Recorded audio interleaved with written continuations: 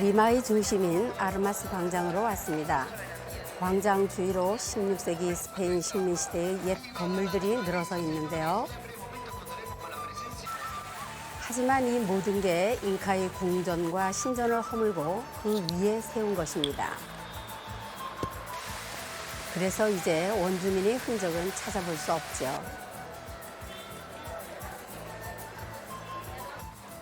광장 근처에는 산프란시스코 교회가 있습니다. 16세기 후반에 바로크 양식과 안달루시아 양식으로 지어져 화려했는데요. 내부의 분위기는 장엄하게 느껴졌습니다. 당시의 교회는 조각상과 금은 세공품 등이 가득한 보물 창고였다고 합니다. 네. 스페인 양식을 볼 수 있는 교회네요. 교회 앞에는 비둘기들이 많았는데요. 시민들과 어우러진 모습이 참 평화로워 보였습니다.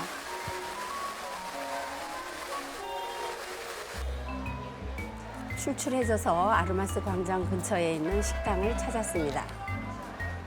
메뉴를 고심해서 고르시는 것 같은데요.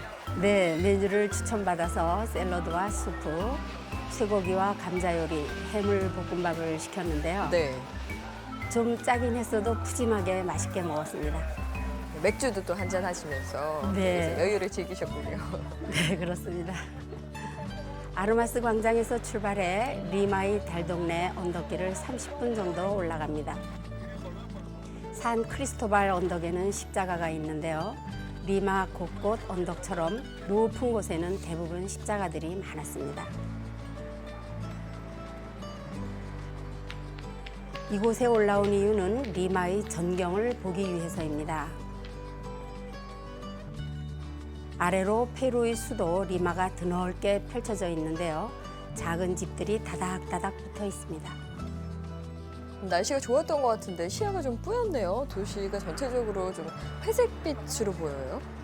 네, 사막도시라서 그런 것 같습니다. 네. 산 크리스토발 언덕에서 내려와 다음은 사랑의 공원으로 향합니다. 태평양을 마주하고 있어 경치가 아름다운 아기자기한 공원이었는데요.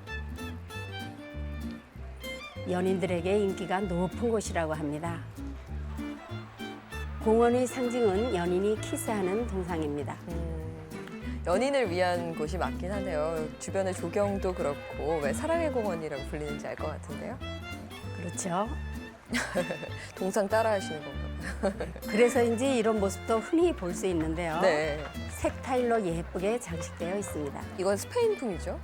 네. 절벽 위에선 패러글라이딩 타기가 한창이었는데요. 바다와 어우러진 모습이 참 아름다웠습니다. 네.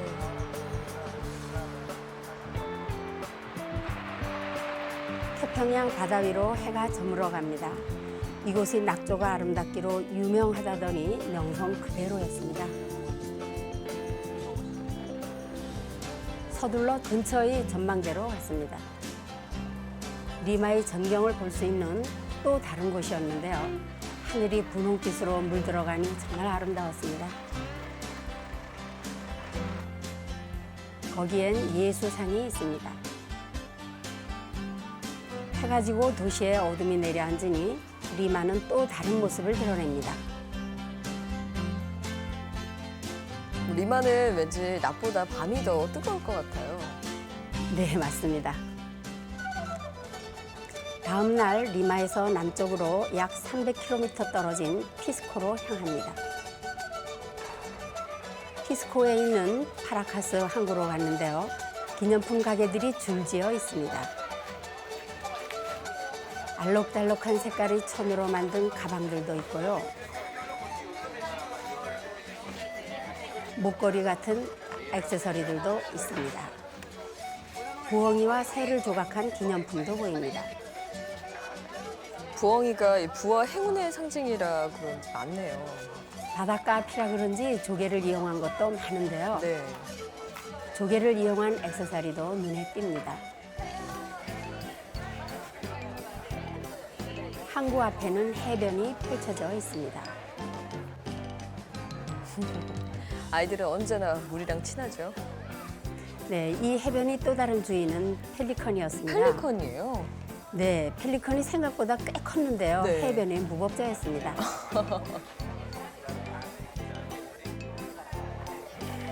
먹이를 일부러 주면서 이렇게 기르는 건가 봐요. 네, 관광객을 위한 것 같았습니다. 이제 배를 타러 갑니다. 어디로 가시는 거예요? 네, 바이스타 섬을 가는 건데요. 작은 갈라파고스라고도 불리웁니다. 드디어 배가 출발했습니다. 날이 화창해 햇빛이 강렬하게 내리쬐는데요. 섬 구경을 하기에는 아주 제격인 날씨였습니다. 네. 하늘과 바다가 구분이 가지 않습니다. 진짜 그렇네요. 어느 게 더 예쁘다 할 것 없이 둘 다 참 고운 세계입니다. 네, 배를 타고 1시간 정도 가니까 드디어 바이스타 섬에 도착했습니다. 멀리 동굴이 보이는데요. 구멍 뚫린 것 같은 저 모습이 독특해요. 네, 그런데 자세히 살펴보니까 거기에 수많은 바다 사자들이 있습니다. 네. 바이스타 섬은 파도에 깎인 여러 개의 바위로 이루어져 있습니다. 이곳엔 100만 마리 정도의 바다새들이 살고 있는데요. 그래서 바다새의 그 배설물이 퇴적된 구아노 산지로 유명합니다. 고급 비료인 구아노를 얻기 위해 잉카인들도 이 섬을 찾았다고 합니다. 잉카 때부터 이 섬을 그런 용도로 사용했군요. 네, 또 다른 볼거리는 바다 사자들입니다. 멀리 수천 마리 바다 사자들이 있는데요. 그 울음소리가 섬을 울렸습니다. 그 소리는 파도 소리와 합쳐져서 웅장한 자연이 빚어낸 교향악 같았습니다. 네, 날이 좋아서 정말 좋으셨겠어요. 잘 보이고요. 네, 다음은 사막의 도시 이카로 왔습니다. 이곳에는 모래사막이 끝없이 펼쳐져 있는데요. 바람이 만들어낸 모래의 곡선이 극적인 아름다움을 빚어내고 있습니다. 정말 곡선하며 이런 게 참 신비하죠. 그런데 모래 언덕 한가운데 그림처럼 오아시스가 있습니다. 이게 오아시스예요? 네, 메마른 사막에서 이곳에만 야자수로 둘러싸인 호수가 있다는 게 정말 신기했는데요. 네. 100년 전까지만 해도 이 일대에 7개의 오아시스가 있었는데 지금은 단 2개만 남아 있습니다. 그마저도 기후가 건조해 계속 물이 말라서 절반 정도의 물은 인공으로 공급하고 있다고 합니다. 이곳에선 버기카를 타고 사막을 둘러볼 수 있습니다. 저 내리막길을 가려면 속도가 상당한데 무서우셨겠어요. 네, 거칠 것 없이 사막을 종횡무진 달리니 간담이 서늘해졌는데요. 꼭 놀이기구를 탄 것 같았습니다. 다행히도 뭐 앞에 뭐가 없어서 위험하진 않을 것 같은데 좀 무섭긴 했겠어요. 소리를 안 지를 수가 없더라고요. 네. 현기증이 날 때쯤 사막 한가운데에서 차를 세워줍니다. 그럼 이제 좀 한숨 돌리면서 좀 보고 이러는 건가요? 네, 그런데 그것도 잠시 보드를 들고 모래 언덕으로 올라갑니다. 샌드보드를 타러 가시는군요. 네, 그렇습니다.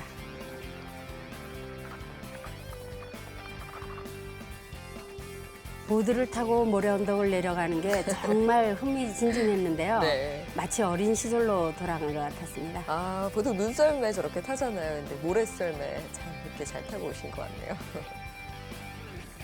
네, 적막한 사막에서 가장 신나는 시간을 보냈습니다. 이번엔 나스카로 향합니다. 나스카의 중심인 아르마스 광장에서는 공연이 열렸는데요. 신나는 연주와 노래가 이어졌습니다.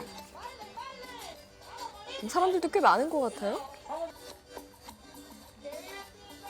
네, 덕분에 저도 공연을 잘 구경했는데요. 어느새 사람들이 자리를 박차고 일어나 춤을 추기 시작합니다. 남미 사람들은 춤을 다 잘 추는 것 같아요. 흥이 많아서 그런지요. 네, 정말 그랬어요. 네. 공연이 끝나니 경품 추첨도 하더라고요. 밥솥을 타가는 사람도 있었습니다. 와. 공연이 끝나고 재래시장으로 왔습니다. 갖가지 식재료를 파는 정겨운 모습이 펼쳐졌는데요. 물건이 다양하게 준비되어 있어서 현지인들이 많이 이용하는 것 같았습니다. 여기엔 채소들도 있고요. 과일도 판매합니다. 포도알이 굵은 게 과일들이 많은가 봐요? 네, 망고도 있고요. 갖가지 열대 과일들도 있었는데요. 애플 망고를 사 먹었는데 정말 맛이 있었습니다. 아무래도 햇빛이 뜨거우니까 과일들이 잘 있나 봐요. 고기는 이렇게 내놓고 팔더라고요. 이건 닭똥질인데요. 양념해서 볶은 거라 간식으로 아주 그만이었습니다. 네, 우리도 또 먹는 음식이잖아요. 다음은 근처에 있는 사막으로 갑니다. 거기에 치우치아 묘지가 있는데요. 나스카 문명의 공동묘지입니다. 발굴된 묘지로 가봤습니다. 건조한 사막 한가운데 있어서 미라가 그대로 남아 있었는데요. 토기와 함께 묻혀 있었습니다. 미라로 남아있다는 게 신기해요. 그렇죠? 네. 네, 피부나 머리카락까지 그대로 남아 있어서 정말 놀라웠습니다. 그러니까요. 마치 살아있는 사람처럼. 네, 이곳엔 12개의 무덤이 발굴된 상태인데요. 반경 1km 이내에 400~500개의 무덤이 더 있을 것으로 추정된다고 합니다. 네. 다 발굴된다면 엄청난 규모겠군요. 그런데 미라에는 공통점이 있습니다. 모두 해 뜨는 방향으로 무릎을 꿇고 기도하는 자세를 하고 있는데요. 네. 내세의 행복을 기원하는 거라고 합니다. 다시 나스카 시내로 왔습니다. 나스카 문명의 신비한 수수께끼가 남아있는 해안 사막 도시인데요. 독일 출신의 수학자인 마리아 라히에가 나스카 라인을 오랫동안 연구했습니다. 이곳에 메르데스 여기에 정착했다고 하죠. 네, 사막 위에 그려진 수십 개의 신비한 이미지들은 누가 어떤 목적으로 그렸는지 아직도 알려지지 않았죠. 먼저 라이헤 박물관으로 왔습니다. 그녀가 나스카 라인을 연구하며 살았던 곳인데요. 문명 탐사 현장에서 우연히 듣게 된 그림의 의미를 알아내기 위해 그녀는 평생 이곳에 머물며 연구를 했습니다. 나스카 라인에 대한 애정이 참 엄청난 분이었던 것으로 알려져 있죠. 그분 때문에 또 이 나스카 라인이라는 걸 알게 됐고요. 그렇죠. 그녀를 비롯해 나스카 라인에 대한 연구가 계속됐지만 지금껏 밝혀진 건 별로 없는데요. 이 신비의 그림은 결국 풀리지 않는 수수께끼로 남았습니다.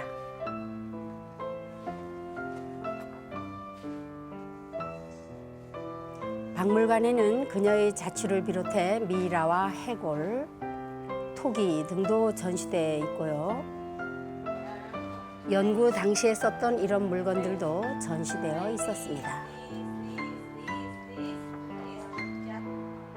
나스카 라인 연구에 평생을 바친 그녀는 결국 이곳에 잠들었습니다. 나스카 라인을 직접 보기 위해 왔습니다. 사막에는 20m 높이의 그 전망대가 있는데요. 이것도 라이헤가 만든 것입니다. 전망대에서 보니 사막 위에 그려진 그림의 윤곽이 드러납니다. 사실 겉에 흙을 긁어내어서 안쪽의 밝은색 흙을 드러낸 건데요. 실제로 보니 라인이 좀 희미했습니다. 꼭 지구의 비밀을 들여다본 것 같았습니다. 네, 저렇게 높은 데서 아니면 또 전체적으로 볼 수도 없잖아요. 네, 거기에는 기념품을 파는 곳이 있습니다. 수많은 동식물과 기하학적인 문양인 나스카 라인을 담고 있습니다. 나스카에서 온 기념도 오랫동안 추억이 되긴 하겠네요. 네, 직접 보고 나니 이제야 나스카의 문양이 눈에 쏙 들어옵니다. 이제 자연 전망대로 갑니다. 사막에 있는 50m 정도의 언덕인데요. 이곳에서 다시 한번 나스카 라인을 볼 수 있었습니다. 네, 볼 수 있는 방법이 여러 가지인가 봐요. 네, 저는 여기서 일몰까지 볼 수 있었는데요. 지는 해를 보고 있으니 사막에서 피어났다 쓰러진 나스카 문명이 겹쳐졌습니다.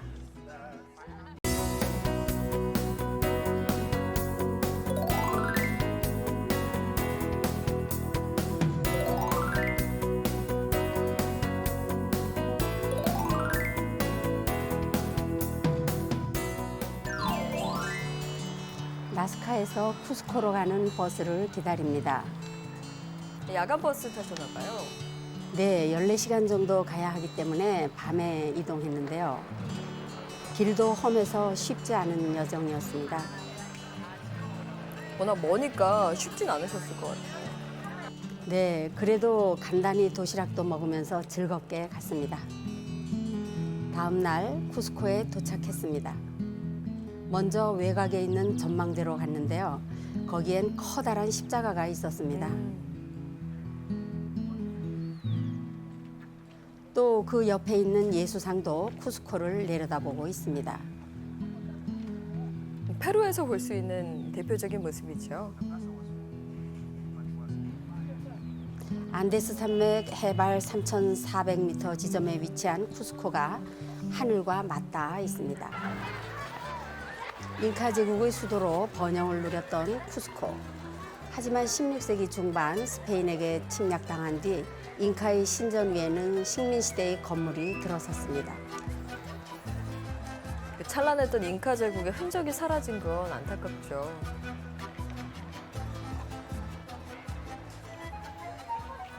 대성당은 잉카의 비라코차 신전 위에 지어졌습니다. 남미에서도 손꼽히는 스페인 식민시대의 건축물인데요. 바로크 스타일로 건축되었습니다. 웅장하면서도 좀 화려한 그런 건물이네요.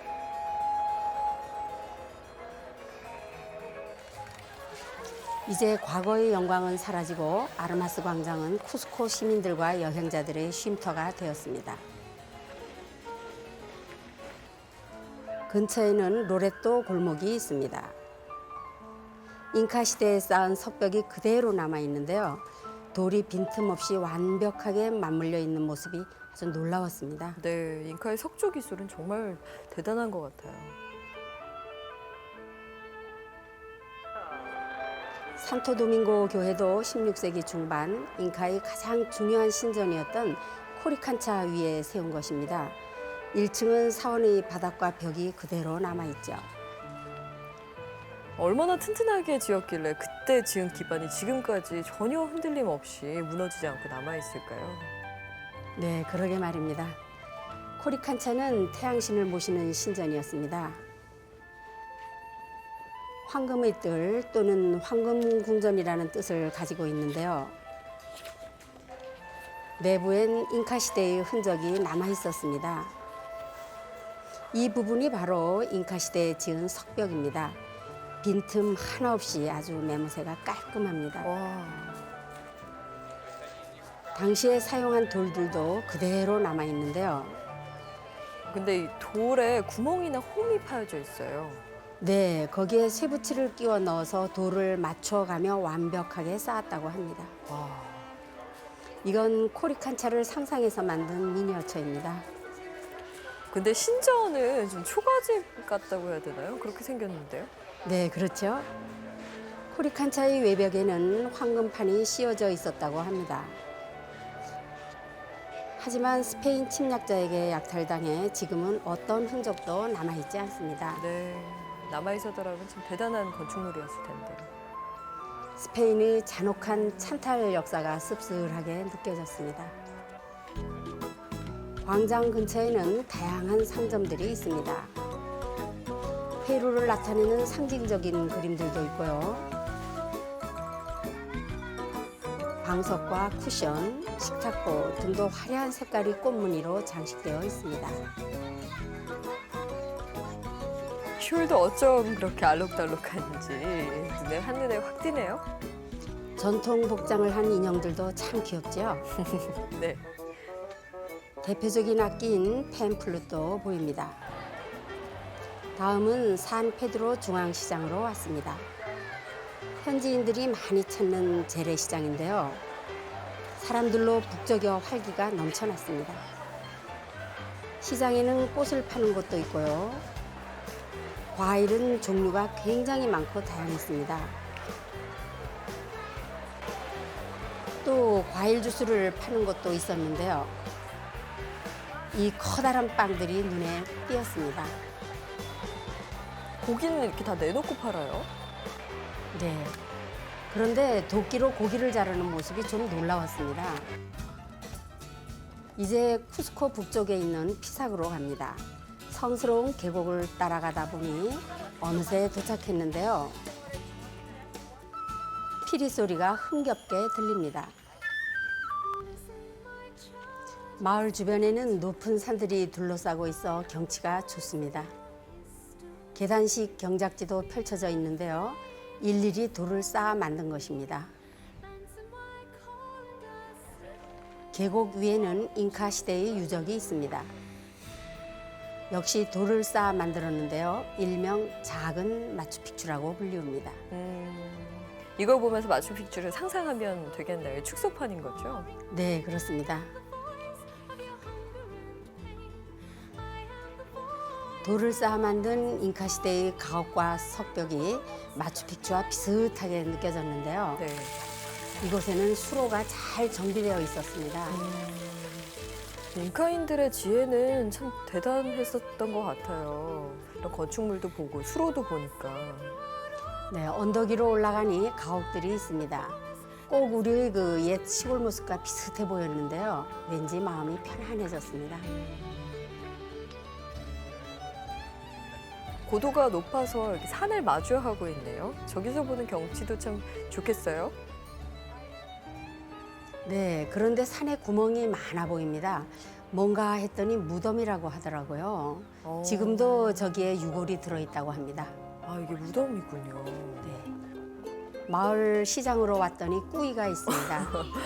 쥐과의 동물인데요. 그런데 이 꾸이를 구운 게 페루의 전통 음식이었습니다. 네, 그렇죠. 대표적인 음식이죠. 시장에는 직물을 파는 곳이 많았습니다. 알록달록한 천으로 만든 물건들이 가득했는데요. 수제 알파카 제품도 있습니다. 이야, 이 색감들이 정말 화려해요.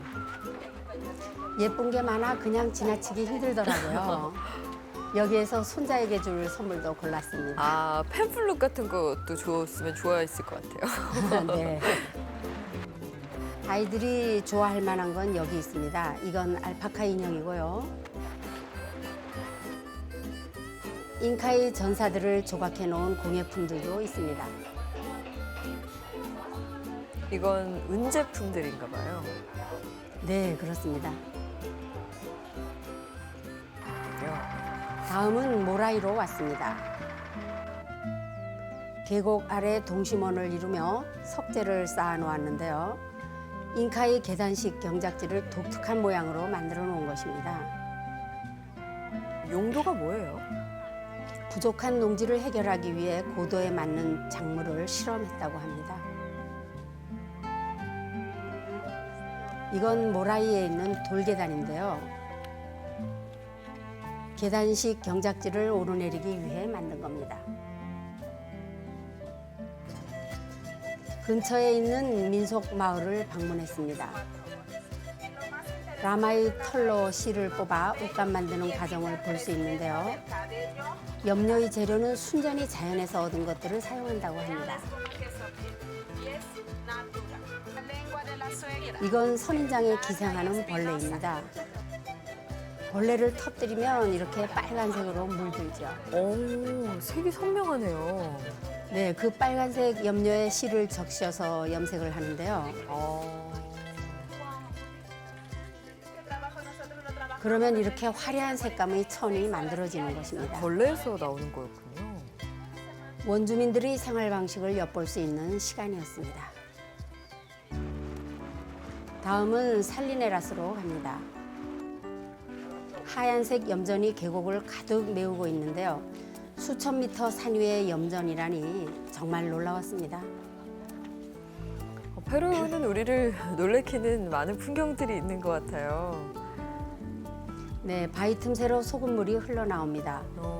이 소금물을 계단식 논에 받아 증발시켜 소금을 만드는 건데요. 지금도 옛 방식으로 소금을 만든다고 합니다. 1년에 80톤 정도의 소금을 생산한다고 합니다. 이제 마추픽추를 가기 위해 서둘러서 새벽 기차를 타러 왔습니다. 이 기차에 타신 분들은 다 마추픽추로 가시는 거죠? 네, 그렇죠. 기차는 상당히 깔끔했는데요. 1시간 40분 정도 가야 합니다. 네. 먼저 와이나 픽추를 가기 위해 왔습니다. 와이나 픽추는 젊은 봉우리라는 뜻인데요. 언뜻 봐도 산이 굉장히 험해 보입니다. 네. 산에 오르기 시작합니다. 길이 무척 가파르고 험해서 사람들이 엉금엉금 기어 간신히 내려옵니다. 거의 누워서. 정상까지는 1시간 정도 올라가야 합니다. 해발 2,700m 정상에 서니 마추픽추가 드디어 모습을 드러내는데요. 어떻게 저 높은 산꼭대기에 자기들만의 도시를 만들었는지 참 신기했습니다.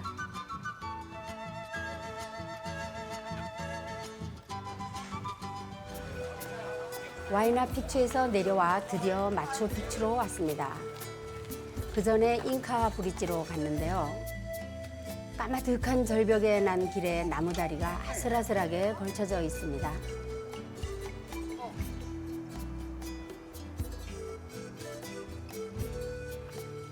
웬만한 담력으로는 가기 어려운 길이죠. 네, 망지기 집은 사진 포인트입니다. 거기서 마추픽추를 가장 잘 볼 수 있죠. 바로 이 모습인데요. 참 아름답죠. 네, 교과서에서도 또 사진에서도 많이 봤던 그 모습이네요. 네, 도시 남쪽엔 신전이 모여 있습니다. 이건 세 개의 창문이 나 있는 신전으로 태양과 관련된 의식을 거행했던 곳입니다. 이건 태양의 신전이고요. 이건 콘도르 신전으로 날개를 편 독수리 형상을 닮아서 붙여진 이름입니다.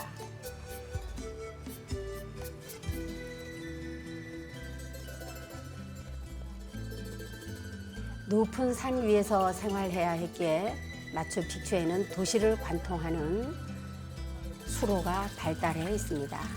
도시 곳곳에 돌을 깎아 수로를 만들었죠. 잉카인들의 지혜가 보면 볼수록 더 놀라워요. 네, 맞습니다. 그러니까 지금까지도 이걸 사용할 수가 있겠죠. 농사를 지으며 산 정상에서 자급자족을 했던 도시 마추픽추. 볼수록 더욱 매력적인 곳이었습니다. 다음은 티티카카 호수가 있는 푸노로 왔습니다. 먼저 푸노의 중심인 아르마스 광장으로 왔는데요. 도시는 그리 크지 않았습니다.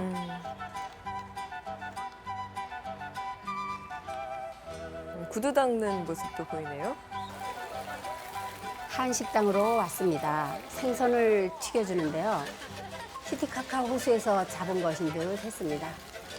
거기에 삶은 감자를 함께 담아내는데요. 짜지만 고소한 게 맛이 있었습니다. 현지인들도 아주 많이 먹더라고요. 식사를 마치고 선착장으로 왔습니다. 티티카카 호수를 누비는 배들이 많이 정박해 있었는데요. 우로스 섬으로 가려고 저도 배를 탔습니다. 배를 타자마자 연주와 노래가 시작됩니다.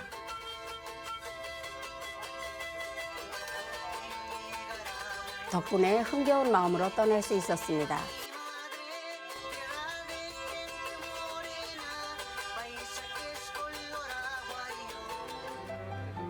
드디어 우로스 섬으로 출발합니다.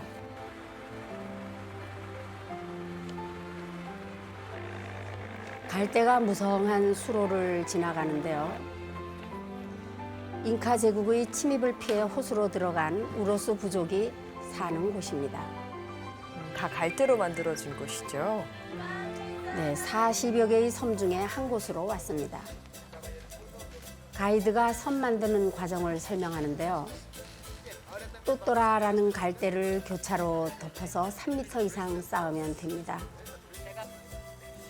집도 갈대로 만들어 그 위에 세웠는데요. 잠시 내부를 살펴봤습니다. 모습은 여느 집과 다르지 않더라고요. 이건 음식을 하는 화덕이고요. 곡식은 이렇게 큰 돌로 갈아냅니다. 옛 방식 그대로 하네요. 이제 기념품도 팔고 이곳에서 생활도 하고 그러는 거죠? 네, 그렇습니다. 원주민들이 그 노래로 환송을 해줍니다. 이번엔 갈대로 만든 전통 유람선을 탔습니다. 모양도 모양이고요. 신기해요. 우로소는 이렇게 갈대를 쌓아 만든 인공섬인데요. 이렇게 떠 있는 게 참 보면 볼수록 신기해요. 네, 티티카카 호수 위에 갈대를 엮어 만든 우로소 섬. 그곳에서 자신들만의 방식으로 살아가는 이 사람들의 모습이 참 이색적이었습니다.